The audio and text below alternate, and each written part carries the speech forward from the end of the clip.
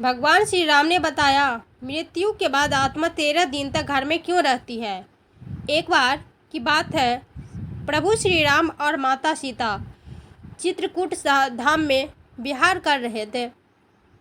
शांत पवित्र वातावरण में दोनों विश्राम कर रहे थे। तभी माता सीता के मन में एक अत्यंत जिज्ञासु प्रश्न उचित हुआ। वे विनम्रता से प्रभु श्री राम से पूछी बैठी, नाथ, मैं आपसे एक प्रश्न पूछ सकती हूँ। भगवान श्री राम ने मुस्कुराते हुए कहा, देवी, आपके मन में जो भी प्रश्न हो निसंकोच पूछिए। माता सीता ने कहा, प्रभु, मैं जानना चाहती हूँ कि जब किसी प्राणी की मृत्यु हो जाती है तो ऐसा क्यों कहा जाता है कि उसकी आत्मा 13 दिनों तक अपने और घर इस संसार में बनी रहती है। क्या यह सत्य है? यदि हाँ, तो ऐसा क्यों होता है? वह आत्मा इन दिनों में क्या अनुभव करती है? क्या वह अपने स्नेहीजनों को देख सकती है? भगवान श्री राम गंभीर हो गए। उन्होंने कहा, हे जानकी, आपसे जो प्रश्न पूछा है वह केवल आपका नहीं है। यह प्रश्न इस समस्त संसार को मार्गदर्शन देने वाला है। इस विषय को जानना सभी के लिए आवश्यकता है, क्योंकि जीवन और मृत्यु के रहस्य से अनभिज्ञ रहना अज्ञान के अंधकार में भटकने जैसे है। मैं इस रहस्य को आपसे अवश्य साझा करूंगा, लेकिन उससे पहले जो भी इस दिव्य संवाद को सुन रहे हैं उनसे मेरी प्रार्थना है कि इस ज्ञान को केवल अपने तक सीमित न रखें। इसे अपने परिवार और मित्रों के साथ साझा करें, ताकि सबका कल्याण हो सबको जीवन और मृत्यु के रहस्यों की सही जानकारी मिल सके। कहा जाता है कि मृत्यु के 24 घंटे बाद आत्मा अपने घर वापस आती है, अपने परिवार, अपने परिजनों और उन स्थानों को देखने जहां उसने अपना संपूर्ण जीवन व्यतीत किया है। लेकिन क्यों कहा, क्या उसे अपनी मृत्यु का आभास होता है? क्या वह अपने परिवार को दुख और विलाप को महसूस कर सकती है? और मृत्यु के बाद आत्मा को अपने कर्मों के फल कैसे प्राप्त होते हैं? यह रहस्य स्वयं मृत्यु के देवता यमराज ने एक बार देवऋषि नारद को बताया था। यमलोक के अधिपति यमराज ने बताया कि आत्मा का यह सफ़र केवल शारीरिक मृत्यु की ओर बढ़ने की प्रक्रिया होती है। इस वीडियो में हम आपको यही कथा सुनाने जा रहे हैं जो स्वयं यमराज ने नारद जी को सुनाई थी। यह कहानी आपको मृत्यु के बाद आत्मा के अनुभवों और उसके वास्तविक सत्य को समझने में मदद करेगी। एक बार मृत्यु के देवता यमराज यमपुरी में अपने सिंहासन पर विराजमान थे। चारों ओर दिव्य प्रकाश फैला हुआ था। यमलोक के दूत अपने कार्यों में व्यस्त थे। तभी वहाँ देवऋषि नारद का आगमन हुआ। उनके हाथों में दिव्य बीना थी और मुख मंडप पर तेज झलक रहा था। उन्होंने यमराज को प्रणाम किया। यमराज ने मुस्कुराते हुए उनका स्वागत किया और बोले, देवऋषि, आज आपके आगमन का क्या कारण है? मुझे प्रसन्नता है कि आप यमलोक पधारे। कहिए, क्या कैसे आना हुआ? नारद मुनि ने विनम्रता से उत्तर दिया, धन्यवाद प्रभु, मैं पृथ्वी लोक का भ्रमण कर रहा था और वहाँ मैंने एक विचित्र दृश्य देखा। उसने मेरे मन में कई प्रश्न उत्पन्न कर दिए। यमराज जिज्ञासु दृष्टि से नारद जी को देखने लगे और बोले, कौन से प्रश्न देवऋषि? कृपया बताइए, मैं आपकी जिज्ञासा अवश्य शांत करूँगा। नारद जी बोले, हे धर्मराज, जब मैं पृथ्वी लोक पर था तो मैंने देखा कि एक वृद्ध पुरुष की मृत्यु हो गई। उसके परिवार जन और रिश्तेदार शोक में डूबे हुए थे। वे विलाप कर रहे थे और कुछ तो विभिन्न उपाय कर रहे थे ताकि उनकी आत्मा पुनः लौट आए। इस दृश्य को देखकर मेरे मन में गहरे प्रश्न उठे। यमराज ने नारद जी की बातों को ध्यान से सुना। नारद जी आगे बोले, मृत्यु एक अटल सत्य है, लेकिन इसके बाद क्या होता है यह रहस्य बना हुआ है। मेरे मन में दो मुख्य प्रश्न उत्पन्न हुए हैं। पहला कि यह कि एक वास्तव मृत्यु के 24 घंटे बाद आत्मा अपने घर लौटती है। दूसरा यह कि मृत्यु के बाद आत्मा का जो 13 दिनों का सफ़र बताया जाता है, क्या वह सच में होता है या यह केवल सुनी सुनाई बातें हैं?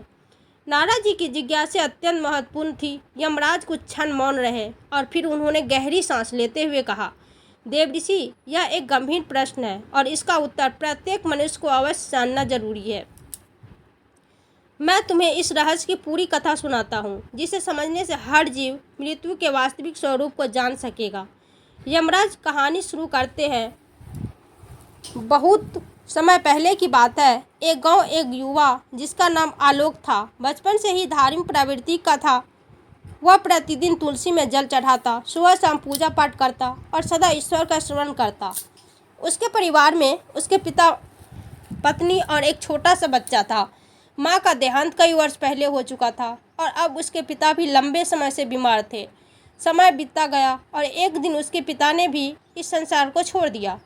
यह घटना आलोक के लिए असहनीय थी। उसने अपने पिता का विधि पूर्वक अंतिम संस्कार किया, लेकिन उसके मन में अनेकों प्रश्न उमड़ने लगे। मृत्यु के बाद आत्मा का क्या होता है? क्या आत्मा वास्तव में घर लौटती है? यदि हाँ, तो क्यों? इन प्रश्नों के उत्तर खोजने के लिए वह एक आध्यात्मिक यात्रा पर निकल पड़ा।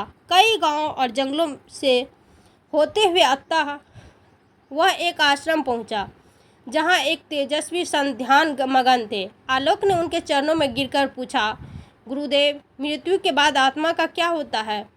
क्या यह सच है कि मृत्यु के 24 घंटे बाद आत्मा अपने घर लौटती है? संत मुस्कुराए और बोले, बेटा, यदि तुम इस रहस्य को सच में समझना चाहते हो तो तुम्हें इस जंगल में और आगे बढ़ना होगा। वहाँ तुम्हारे सभी प्रश्नों के उत्तर तुम्हारा इंतजार कर रहे हैं।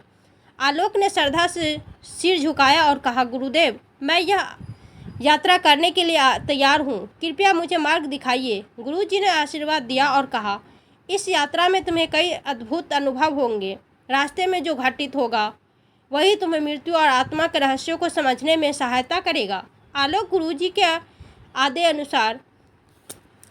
आदेश अनुसार जंगल की ओर बढ़ गया चला। जैसे जैसे वह आगे बढ़ा, जंगल घना और रहस्यमय होता गया। चारों ओर अजीब अजीब आवाज़ें सुनाई पड़ने लगी। कहीं उल्लू बोल रहा था तो कहीं पत्तों की सरसराहट हवा के थप्पड़ों से डरावनी प्रतीक हो रही थी। जंगल का यह भयंकर और डरावना रास्ता उसे डरा जरूर रहा था, लेकिन उसके मन में उठ रही जिज्ञासा कहीं अधिक बलवान थी कि निडर होकर चलता गया और कुछ दूरी पर उसे एक विशाल पीपल का वृक्ष दिखाई दिया। लेकिन यह कोई साधारण वृक्ष नहीं था। उसकी शाखाएं सांपों की तरह लहरा रही थी और उसकी छाल पर मानो किसी का चेहरा उभर आया था। जैसे ही आलोक उसके पास पहुंचा, वह वृक्ष मानवीय स्वर में बोल उठा, हे मानव, ठहरो, कहाँ जा रहे हो? आलोक यह सुनकर स्तंभ रह गया। एक वृक्ष बोल रहा था, परंतु वह घबराया नहीं। उसने हाथ जोड़ के पीपल के वृक्ष को प्रणाम किया और आदर पूर्वक बोला, हे महावृक्ष, मैं यहाँ मृत्यु के रहस्यों को जानने आया हूँ। मेरे मन में कई प्रश्न हैं और मैं उनके उत्तर खोजने के लिए यह यात्रा कर रहा हूँ। कृपया मेरा मार्गदर्शन करें। पीपल के वृक्ष ने गंभीर स्वर में कहा, तुम्हारी जिज्ञासा योग्य है मानव। मैं तुम्हें मृत्यु के बाद की प्रथम अवस्था के बारे में बता सकता हूँ, लेकिन उससे पहले तुम्हें मेरी एक पहेली का उत्तर देना होगा। यदि तुम इसी सही उत्तर दे सके तो मैं तुम्हें आगे का ज्ञान दूंगा। आलोक ने श्रद्धा से सिर झुकाया और कहा, ज्ञानी, कृपया अपनी पहेली पूछिए, मैं उत्तर देने का प्रयास करूंगा। पीपल का वृक्ष थोड़ा मुस्कुराया और बोला, सुनो, यह पहेली तुम्हारी ही जीवन से जुड़ी है। जब जीवित होता हूँ तब काला होता हूँ, मरने के बाद मैं लाल हो जाता हूँ। मुझे जितना जलाओगे मैं उतना ही बिखरता जाऊँगा। बताओ, मैं कौन हूँ? आलोक ने ध्यानपूर्वक सुना और सोच में पड़ गया। यह पहेली साधारण नहीं थी। वह कुछ देर तक विचार करता रहा। उसके मन में कई वस्तुओं के विचार आए, लेकिन फिर अचानक उसका ध्यान एक वस्तु की ओर गया जिसका प्रयोग वह प्रतिदिन अपने घर के हवन और पूजा में करता था। उसकी आंखों में चमक आ गई। उसने पीपल के वृक्ष की ओर देखा और आत्मविश्वास से उत्तर दिया, इसका उत्तर कोयला है। जब कोयला जीवित रहता है तो वह काला होता है, जलने के बाद वह लाल होता है और धीरे धीरे बिखर कर राख में बदल जाता है। जैसे ही अरब ने यह उत्तर दिया, पीपल के वृक्ष की शाखाएं एकाएक हिलने लगी। चारों ओर हवा तेजी से बहने लगी और वृक्ष ने स्वर को गंभीर करके कहा, सत्य कहा वत्स, तुमने मेरी पहेली का सही उत्तर दिया। अब मैं तुम्हें मृत्यु के बाद की प्रथम अवस्था के बारे में बताऊंगा। ध्यानपूर्वक सुनो। पीपल के वृक्ष ने आगे कहा, बेटा, जब शरीर नष्ट होता है तब आत्मा एक भ्रम की स्थिति में आ जाती है। उसे समझ नहीं आता कि वह मुक्ति हुई है या किसी बंधन में है। यह मृत्यु के बाद के पहले 24 घंटे की सबसे रहस्यमय अवस्था होती है।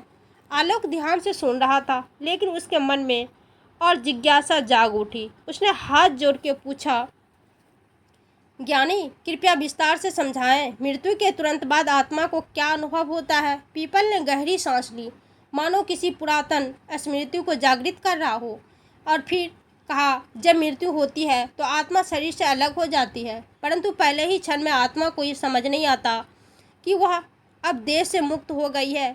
वह स्वयं भी जीवित ही मानता है। यह ठीक वैसा ही है जैसे कोई गहरी नींद में हो और अचानक नींद टूट जाए, परंतु उसे यह भान न हो कि वह जाग चुका है। आत्मा उसी स्थिति में भटकती रहती है। आलोक ने चकित होकर पूछा, क्या आत्मा को अपना मृत शरीर दिखाई देता है? पीपल ने कहा, हाँ, बहुत बार आत्मा ने अपने ही मृत शरीर को देखती है। वह अपने परिवार को रोते बिलखते देखती है। वह उनसे बात करने की कोशिश करती है, उनसे छूने का प्रयास करती है, लेकिन कोई उनकी आवाज़ नहीं सुन सकता, कोई उसके स्पर्श को महसूस नहीं कर सकता। यह आत्मा के लिए सबसे बड़ा भ्रम और पीड़ा का क्षण होता है। इन पहले कुछ घंटों में आत्मा का सबसे अधिक मोह अपने घर परिवार में ही रहता है। वह अपने परिजन के आसपास ही घूमती रहती है। कई आत्माएं घर में ही रुकी रहती है, अपने परिवार के लोगों को देखती है, लेकिन वे कुछ नहीं कर पाती। कभी कभी आत्मा को यह आभास भी होता है कि वह अभी भी जीवित है।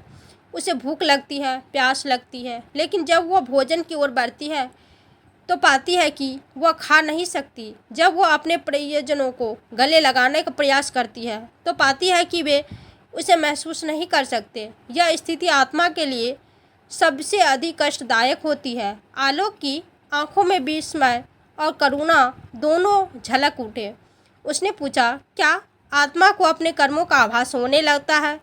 पीपल का स्वर और गंभीर हो गया और उसने आगे कहा, हाँ, जैसे जैसे समय बीतता है आत्मा को धीरे धीरे अपने कर्मों का आभास होने लगता है।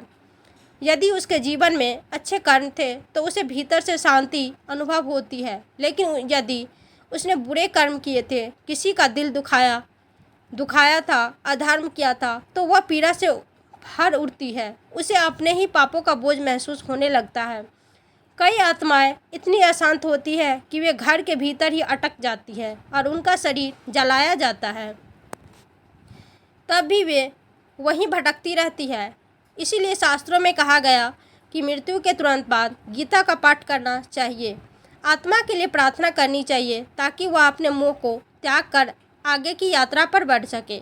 24 घंटे के भीतर आत्मा को धीरे धीरे यह समझ आने लगता है कि वह अब इस संसार में नहीं रही, लेकिन तब तक उसका मोल इतना अधिक बढ़ जाता है कि वह अपने घर वापस लौटती है। यही कारण है कि हिंदू धर्म में मृत्यु के अगले दिन घर में विशेष पूजा की जाती है।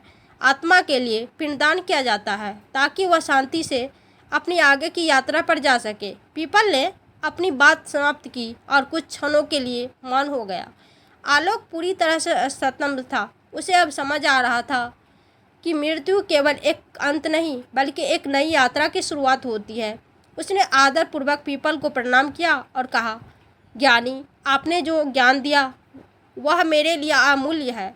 अब मैं जानना चाहती हूँ कि मृत्यु के बाद आत्मा की आगे की यात्रा कैसे होती है। कृपया मुझे आगे का मार्गदर्शन दे। पीपल ने मुस्कुराकर कहा, वत्स, यदि तुम सच में मृत्यु का रहस्य समझना चाहते हो तो तुम्हें और आगे जाना होगा। वहाँ तुम्हें और भी गहरी सत्य का ज्ञान होगा। आलोक ने सिर झुकाया और आलोक अपनी यात्रा में आगे बढ़ता गया। जंगल गहरा होता जा रहा था। पक्षियों की आवाज़ें धीरे धीरे कम होती जा रही थी और चारों ओर एक रहस्यमय शांति छा गई थी। तभी उसे एक विशाल काले रंग का कौवा दिखाई दिया। वो कौवा आम पक्षियों से कहीं बड़ा और अद्भुत था। उसकी आंखें जलती हुई अंगारों जैसी प्रतीत हो रही थी और उसके पंखों से एक दिव्य आभा निकल रही थी। आलोक कौवे के पास गया और हाथ जोड़कर प्रणाम किया। कौवा अपनी भारी और गंभीर आवाज़ में बोला, वत्स, तुम कौन हो और इस गहरे जंगल में क्या कर रहे हो? आलोक ने सिर झुकाकर उत्तर दिया, हे दिव्य पक्षी, मैं मृत्यु के रहस्यों को जानने के लिए इस यात्रा पर निकला हूँ। मैंने अब तक यह जाना कि मृत्यु के तुरंत बाद आत्मा भ्रमित रहती है, लेकिन मैं यह समझना चाहती हूँ कि 24 घंटे बाद आत्मा अपने घर क्यों लौटती है? सुगम ने गहरी सांस ली और कहा, मैं तुम्हें यह उत्तर दूंगा, लेकिन पहले तुम्हें मेरी एक पहेली का उत्तर देना होगा। यदि तुम इसका उत्तर दे सके तभी मैं तुम्हें मृत्यु के इस रहस्य का ज्ञान दूंगा। आलोक ने उत्सुकता से सिर हिलाया। पूछिए प्रभु, सुगम ने गंभीर स्वर में पूछा। हे मनुष्य, संसार में हर कोई कुछ न कुछ संजोता है, हर को किसी चीज़ से बंधा होता है। मुझे बताओ, मनुष्य के जीवन का सबसे बड़ा बंधन कौन सा है? आलोक कुछ क्षण के लिए सोच में पड़ गया। उसके मन में कई विचार आने लगे, धन, परिवार, इच्छाएं, शरीर, लेकिन कौन सा सबसे बड़ा बंधन है? कुछ देर चिंतित करने के बाद उसने उत्तर दिया, मोह। मनुष्य का सबसे बड़ा बंधन मोह है। वो अपने परिवार का, धन, शरीर और भावनाओं के मोह में बंधा रहता है और यही बंधन उसे जन्म जन्मांतर तक भटकाता है। सुगंध मुस्कुराया और सिर हिलाया। उसने बिल्कुल सही उत्तर दिया। वत्स, अब मैं तुम्हें मृत्यु के 24 घंटे बाद आत्मा के घर लौटने का रहस्य समझाऊंगा। सुगंध ने आसमान की ओर देखा और गहरी आवाज़ में कहा, मृत्यु के बाद जब आत्मा शरीर छोड़ती है तो वह कुछ क्षणों तक मुक्त महसूस करती है, लेकिन जैसे जैसे समय बीतता गया है उसके भीतर एक हलचल शुरू हो जाती है। यह हलचल उसके मन के कारण होती है। आत्मा को अपने घर, अपने परिवार, अपने प्रियजनों की याद सताने लगती है। आलोक ध्यान से सुन रहा था। सुगंध ने आगे कहा, जब शरीर जलता है तो आत्मा कहाँ से अलग हो जाती है, लेकिन उसका मोह समाप्त नहीं होता। वह अपने परिजनों को रोते हुए देखती है, अपने घर में अपने बच्चों और पत्नी को अकेला महसूस करती है। उसे लगता है कि वह अभी भी उनके पास जा चुकी है, सकती है, उन्हें सांत्वना दे सकती है, लेकिन जैसे ही वह कोशिश करती है उसे एहसास होता है कि कोई उसे देख नहीं सकता, कोई उसे सुन नहीं सकता। आलोक ने आश्चर्य से पूछा, तो क्या आत्मा दुखी होती है? सुगम गंभीर स्वर में बोला, हाँ, आत्मा बहुत दुखी होती है। वह अपने परिजनों को पुकारती है, अपने बच्चे के सिर पर हाथ फेरना चाहती है, अपने घर में घूमना चाहती है, लेकिन वह केवल एक छाया बनकर रह जाती है। यह उसकी सबसे बड़ी पीड़ा होती है। यही कारण है कि हिंदू धर्म में मृत्यु के बाद विशेष कर्मकांड किए जाते हैं। जब परिवार जन्म गीता का पाठ करते हैं, दीप जलाते हैं, आत्मा की शांति के लिए पिंडदान करते हैं, तब आत्मा को धीरे धीरे इस संसार से मुक्ति होने में सहायता मिलती है।